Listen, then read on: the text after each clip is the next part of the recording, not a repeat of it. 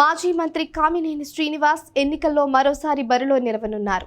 గత ఏడాదిగా ground work చేసుకుంటూ వస్తున్నారు. బీజేపీ, టీడీపీ, జనసేన మూడు పార్టీల శ్రేణులను తన వెంట నడుచుకునేలా చూసుకున్నారు. మూడు పార్టీల మధ్య పొత్తు కుదురుతుందని ఎప్పుడో అంచనా వేశారు. అందుకు తగ్గట్టుగా చక్కటి ప్రణాళిక వేసుకున్నారు. ఇప్పుడు కైకలూరు నియోజకవర్గంలో ఎటువంటి పోటీ లేకుండా కామినేని మూడు పార్టీల ఉమ్మడి అభ్యర్థి కానున్నారు. మరొకసారి ఎమ్మెల్యేగా గెలిచి మంత్రి కావాలని భావిస్తున్నారు. రాష్ట్ర బీజేపీలో అనుబంధ విభాగాలకు అందుబాటులో ఉండే ఏకైక నాయకుడు కామినేని శ్రీనివాస్. బీజేపీ శ్రేణులకు సంబంధించి విద్య, వైద్య అవసరాలను తీర్చే ఒకే ఒక నాయకుడు కూడా ఆయనే.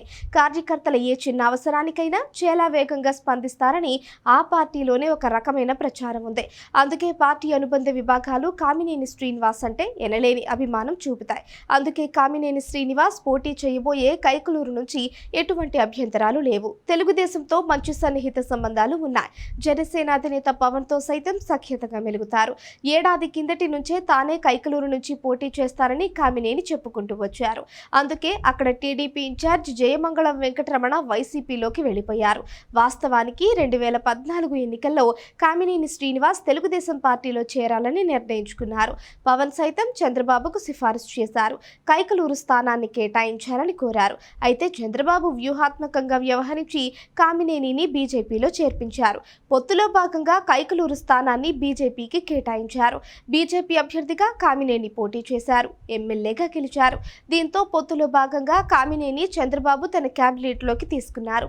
కామినేని సైతం తెలుగుదేశం పార్టీతో కలిసిపోయారు. గత 5 ఏళ్లుగా బీజేపీలోనే కొనసాగుతూ వచ్చారు. బీజేపీ అనుబంధ సంఘాల ప్రతినిధులతో సమన్వయం చేసుకుంటూ ముందుకు సాగారు. అదే టికెట్టు సునాయాసంగా రావడానికి కారణమైంది. అటు తెలుగుదేశంతో పాటు జనసేన నుంచి సైతం సంపూర్ణ సహకారం అందుతోంది. మొత్తానికైతే కైకలూరు నుంచి కామినేని పోటీ చేయడం ఖాయంగా తేలుతోంది.